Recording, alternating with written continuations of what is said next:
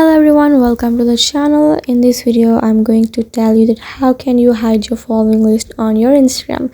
So let's get into the video. First of all, you have to open up your Instagram application and then log into your account, and after logging your account you have to move forward, and in terms to move forward you have to open up your settings.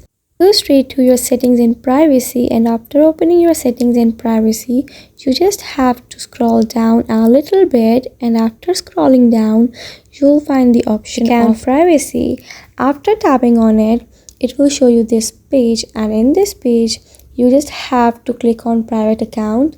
After changing your public account into your personal account, you will be able to hide your following list. Thank you for watching the video, and I hope this video will help you in any way. If you like the video, like, share and subscribe to our channel, and also comment below.